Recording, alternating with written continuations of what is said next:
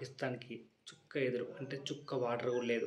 దాదాపు ఒక చీనాబ్ నది 1960లో నది యొక్క వివరాలు ఆల్రెడీ ప్రీవియస్ వీడియోలో చెప్పాం చూడండి. పాకిస్తాన్‌కి చుక్క ఎదురు అంటే చుక్క వాటర్ కూడా లేదు. దాదాపు ఒక 6 మంత్స్ 4 మంత్స్ అయితే అక్కడ పరిస్థితి విషమంగా మారుతుంది. సో ఇప్పటికి చీనాబ్ నది వాటర్ మొత్తం మూసివేశారు. సో అక్కడ బావిలు ఎండిపోయాయి. కొన్ని ప్రాంతాల్లో ఎండిపోయాయి. సో మొత్తం కొంత నదులు ఎండిపోయాయి. సో చీనాబ్ నది 1960లో ఒప్పందం జరిగింది. ఎందుకంటే ఇది ప్రపంచంలోనే అత్యంత చట్టం. సో పాస్ చేశారు. ఎన్నో ఉగ్రవాదు బాంబులు పేలినా కూడా ఇంతవరకు దాన్ని రద్దు చేయలేదు. కానీ టూరిస్టులను చంపడం వల్ల రద్దు చేయడం జరిగింది. ఇదే ప్రపంచంలో తొలిసారి. సో ఈ చీనాబ్ నది యొక్క వివరాలు ఆల్రెడీ ప్రీవియస్ వీడియోలో చెప్పాం చూడండి. కానీ ఇప్పుడు క్లియర్గా ఈ విషయం కూడా చెప్తున్నా. అసలు ఎక్కడ ఎండిపోయింది, అట్టడిగిపోయింది. సో ఇన్ని వాటర్ ఆపడం వల్ల అక్కడ కొన్ని ప్రాంతాల్లో మొత్తం నీళ్ళు అట్టడిగిపోయినాయి. చుక్క కూడా లేదు.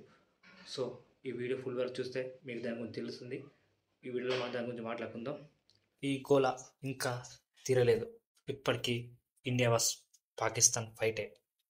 సో మనం పాకిస్తాన్లోని చీనాబ్ నది గురించి ఒక నిజాన్ని మనం మాట్లాడుకోబోతున్నాం. చీనాబ్ నది ఇది పాకిస్తాన్లోని ప్రధాన నదుల్లో ఒకటి. ప్రస్తుతం ఎండిపోయింది.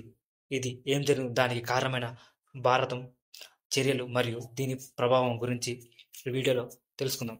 సో పాకిస్తాన్లోని సియాల్కోట్ ప్రాంతంలో చీనాబ్ నది ఎండిపోయింది. ఈ పరిమాణం శాటిలైట్ చిత్రాల్లో స్పష్టంగా కనిపించింది.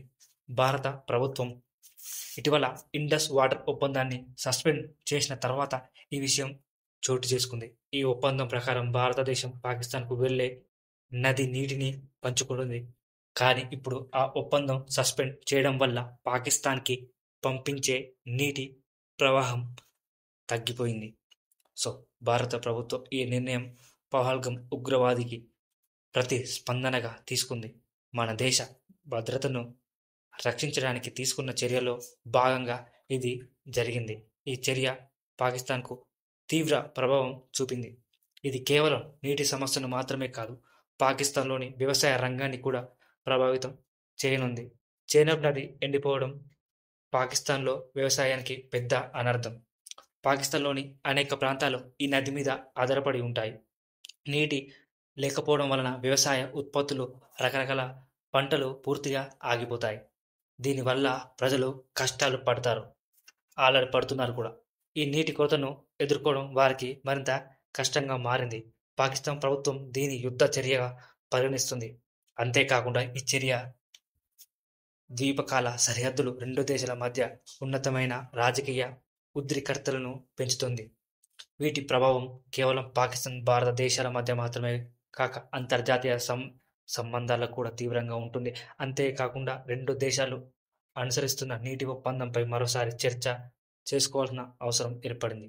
ఈ రెండు దేశాల మధ్య కొనసాగుతున్న ఉద్రిక్తతను మరింత పెంచింది మరియు ఈ సమస్య పాకిస్తాన్లోని నీటి సమస్యను మరింత తీవ్రం చేస్తుంది.